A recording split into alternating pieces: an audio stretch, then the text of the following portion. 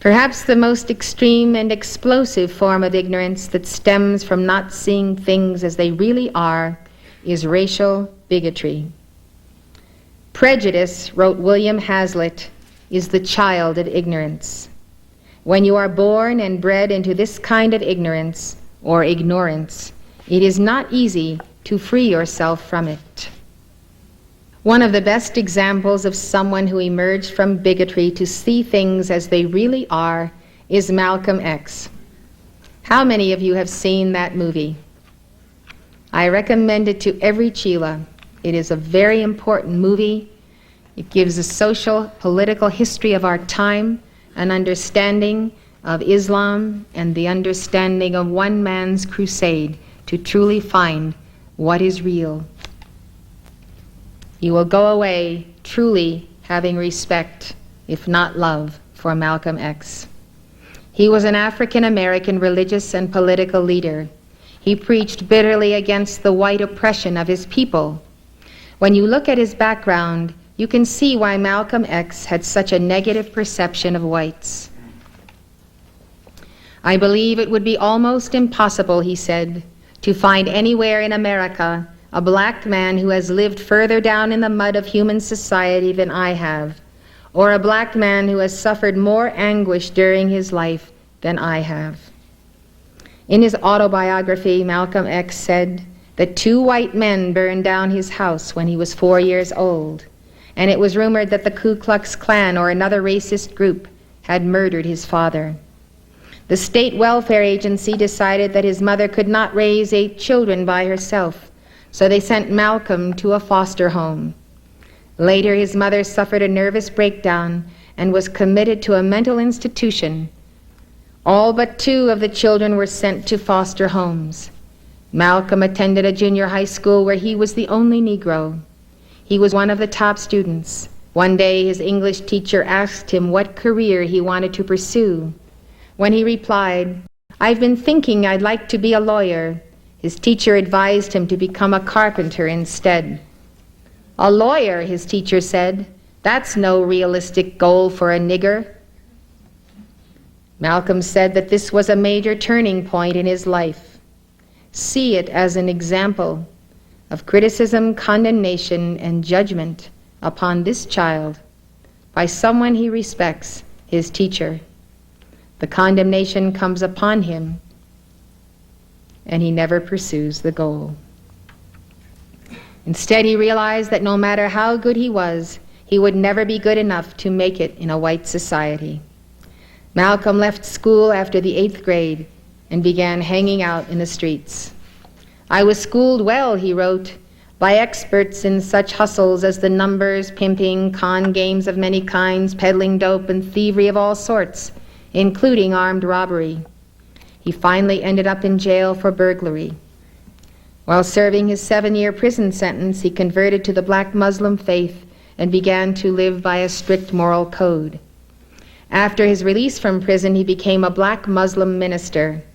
He was a very popular and eloquent speaker for the cause of black liberation. He exhorted African Americans to take pride in themselves, to separate themselves from white culture, and to become self-sufficient. He even encouraged blacks to form a separate nation. He often referred to white people as white devils. He would say, "You cannot find one black man, I do not care who he is, who has not been personally damaged in some way by the devilish acts of the collective white man.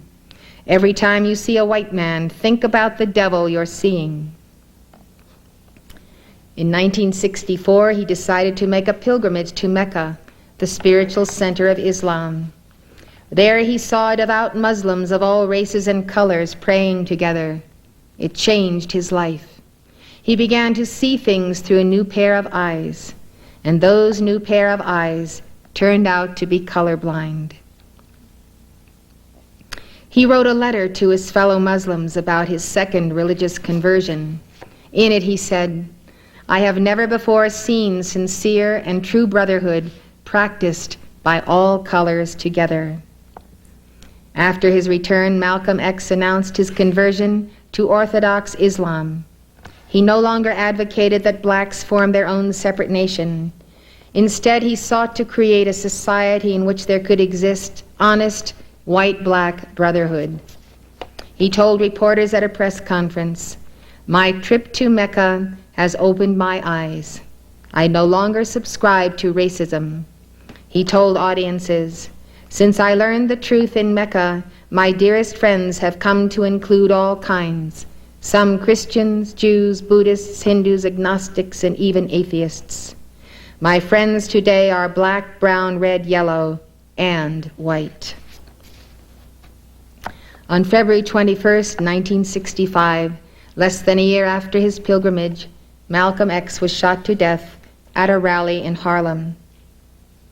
A great and profound tragedy for America and our generation. When I read about his life and feel the heart of this man, I am so grateful for reincarnation.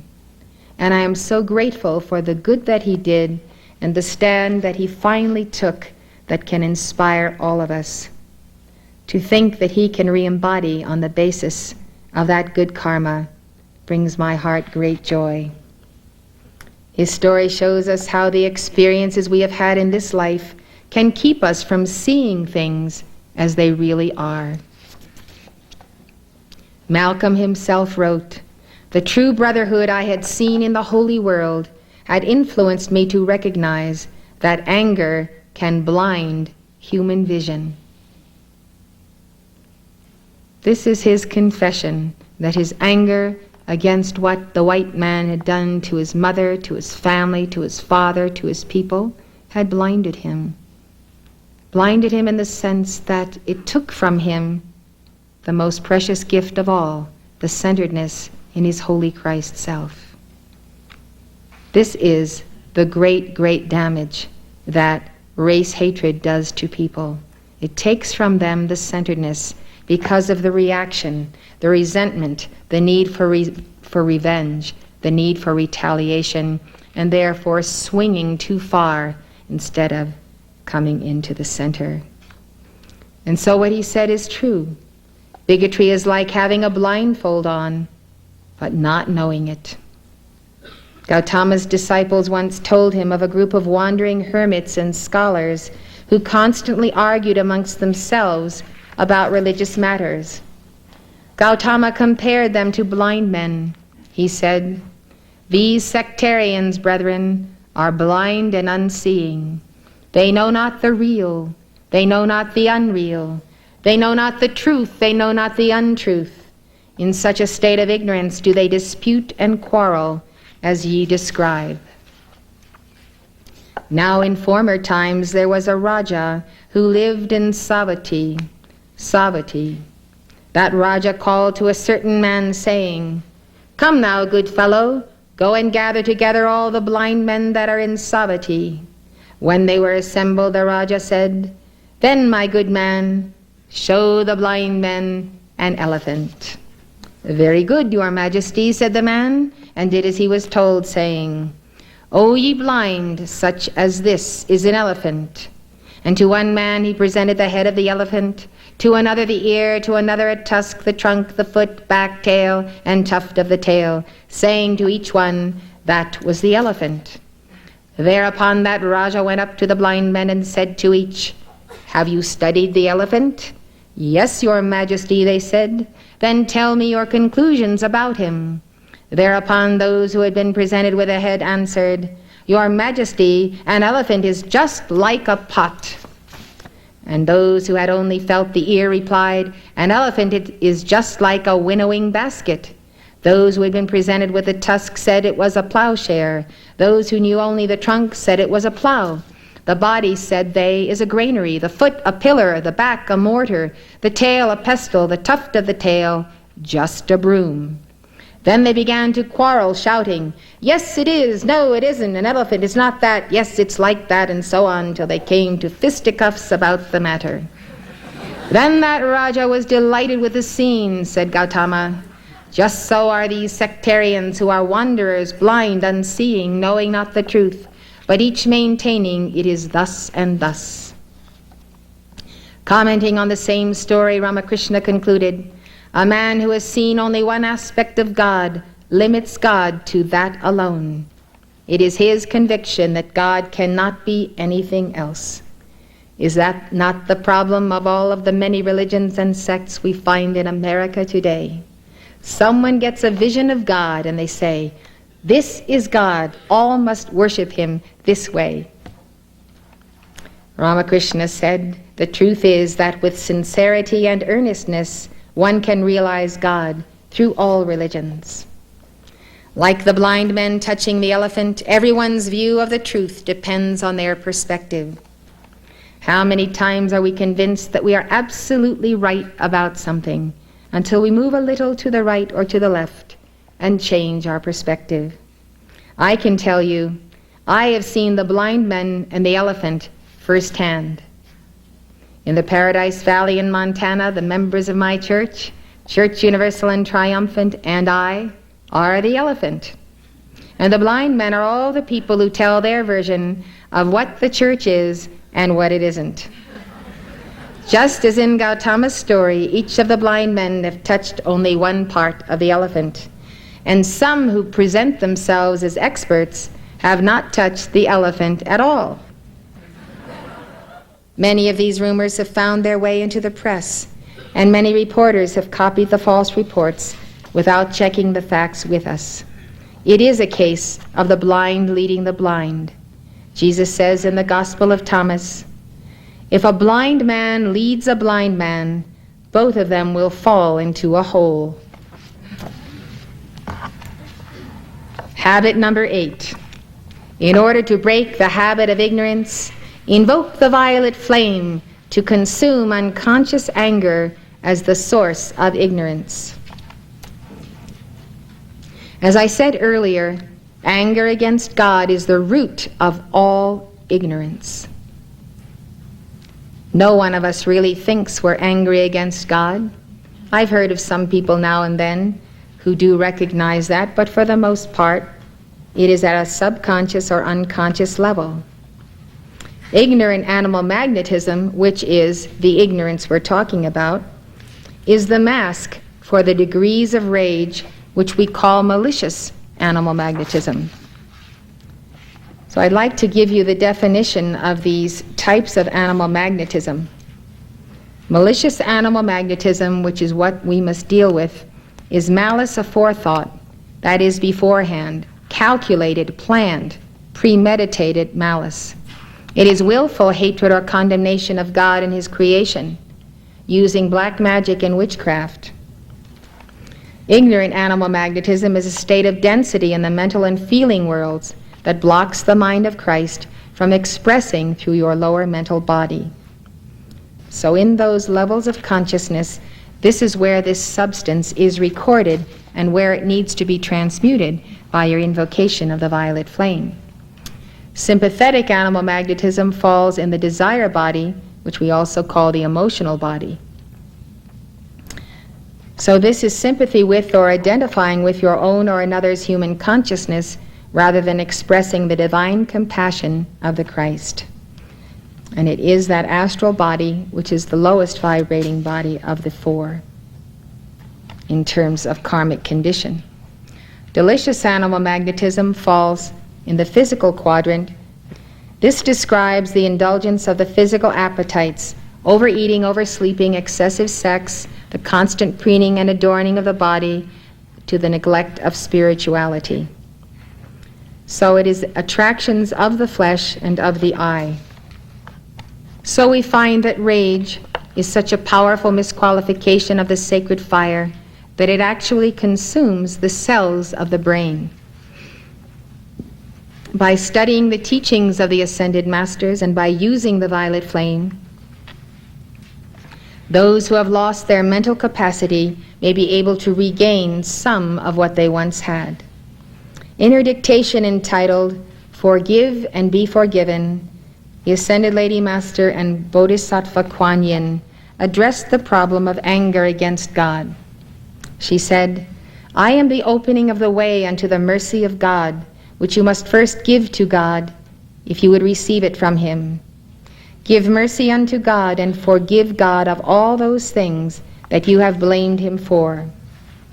People blame Him for tornadoes, for sudden death, for accidents, for their illnesses, for all kinds of calamities that come to them as a result of their karma. You may not know that you have blamed God, but in subconscious, unconscious levels of being, many people, in fact the majority, do hold against God the circumstances of the karmic law of retribution that does affect them. Therefore, there is an anger against God and a non-forgiving of God. If you would be forgiven, beloved, you must first recognize that it is you who have transgressed against God. Call upon the law of forgiveness and the violet transmuting flame.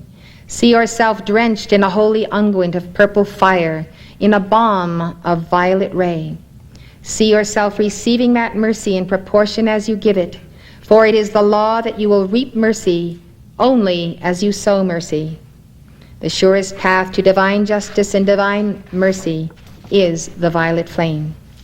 The surest path to soul liberation and the balancing of karma is the violet flame. The surest path to adeptship in the flame of Christ's truth is the violet flame. The surest path to the expansion of the heart is the love meditation in mercy's ray. So forgive and be forgiven. Habit number 9. In order to break the habit of ignorance, call upon a spiritual teacher for assistance. Narada asked, "Who indeed overcomes Maya or ignorance?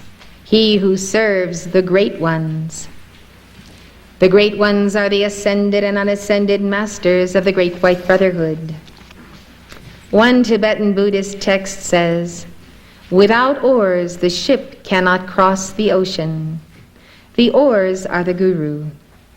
Likewise, one cannot cross samsara or be freed from the rounds of rebirth without the Guru, even though one may possess all knowledge. The Katha Upanishad tells us we need the eyes of the Guru to help us walk the razor's edge and to see what we don't see through our own eyes. Arise, awake, approach the great illumined teachers and learn. Like the sharp edge of a razor is that path, so the wise say, hard to tread and difficult to cross. The revered 20th century Catholic stigmatist, Padre Pio, had the ability to help souls walk the razor's edge. Like a guru in the Eastern tradition, he was able to wake up people to their true state of ignorance and turn souls back to God.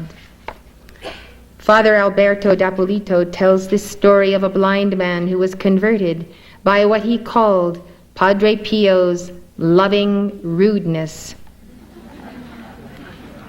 A priest from the region of Salento told Father Alberto, "Father Alberto, there will come to you a blind man of my parish who had gone to San Giovanni Rotondo for confession. But Padre Pio, upon seeing him, without allowing him to come close, shouted, 'You filthy person, go away!' I think that Padre Pio was too harsh with him. Father Alberto said, I cannot say anything, for I do not know the reason for such severity. He certainly must have had his reasons. When I meet this blind person, I will question him. In fact, one morning after Mass, a few days after my arrival in that town, a blind man accompanied by a little girl came to me and said, "Do you know Padre Pio well?"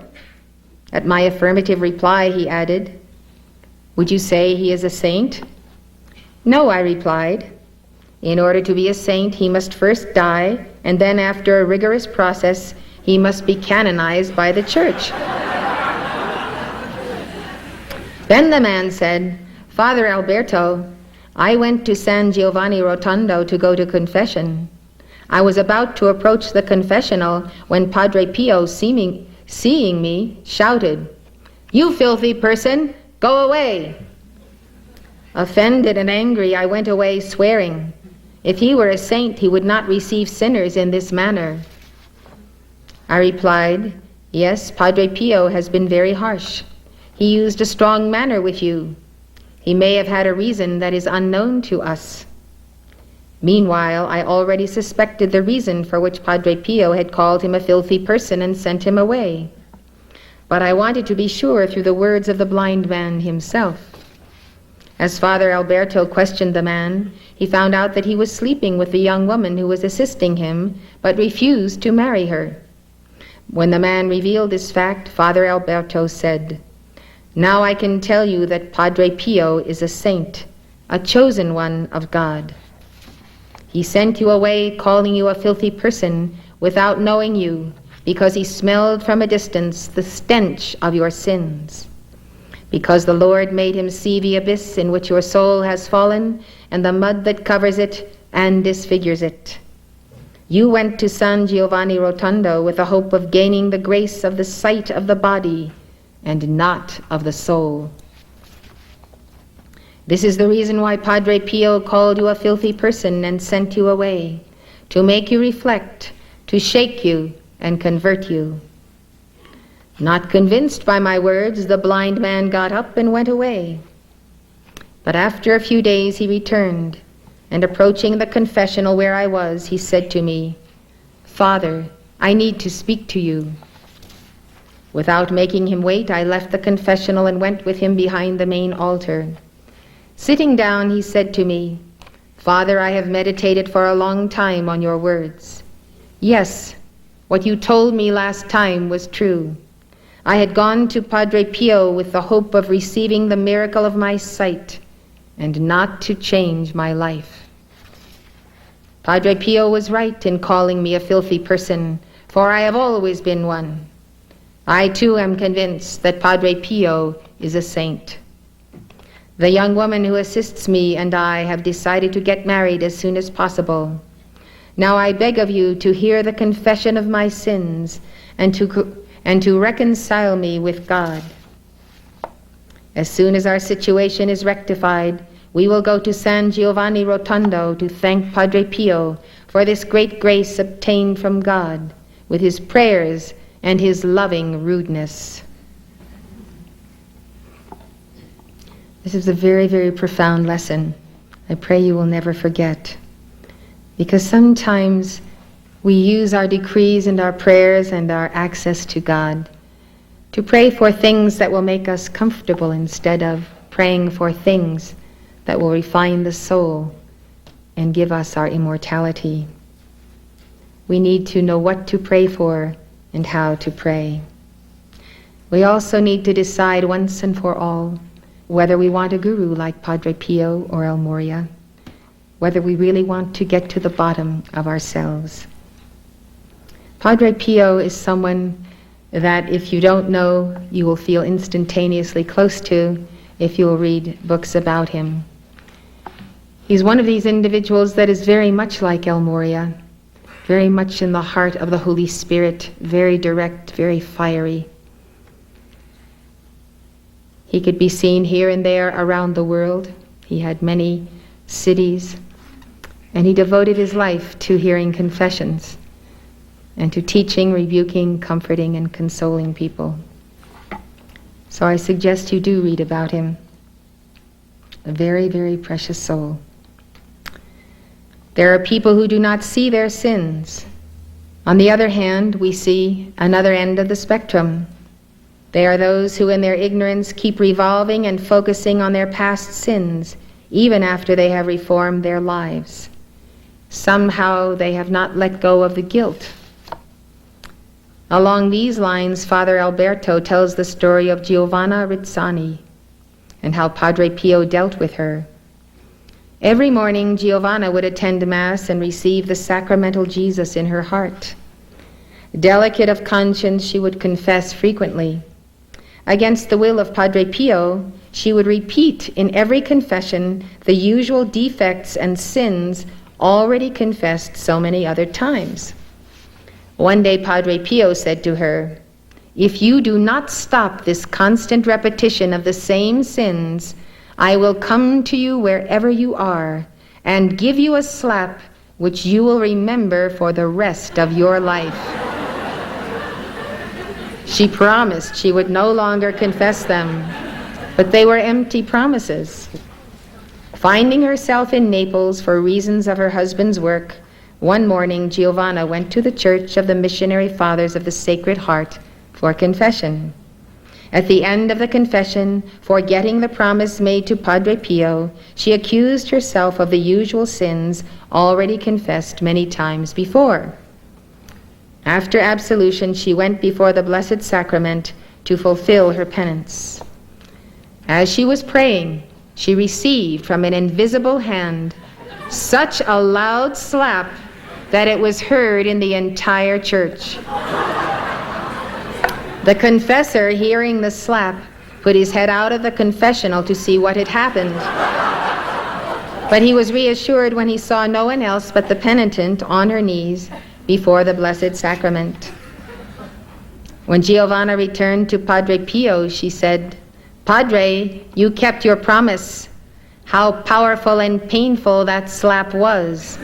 I will never forget it."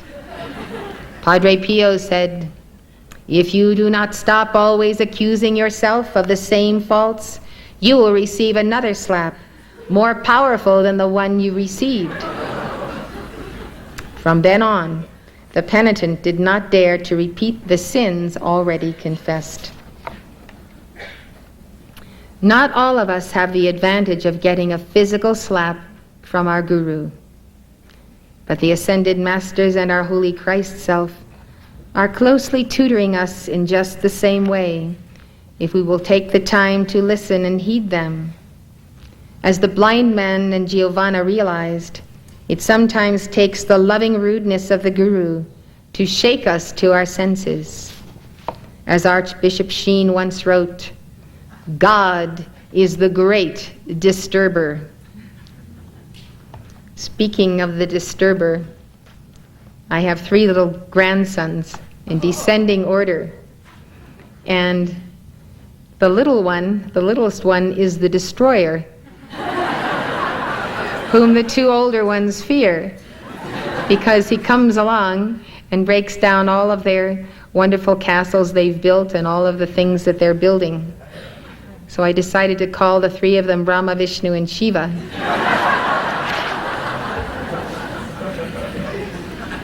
The Hindu scripture called the Guru Gita says, when Lord Shiva, the 3rd person of the Hindu Trinity, is angry, the Guru can save you.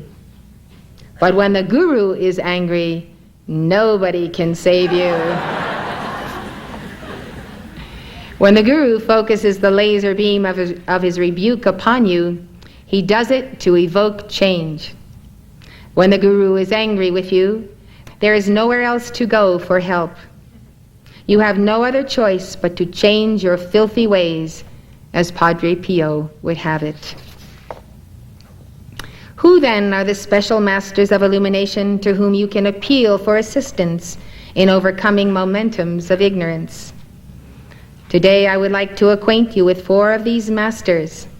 One of them is the Ascended Master Kuthumi, the other is Sarasvati, another is Manjushri, and the 4th is Sanat Kumara.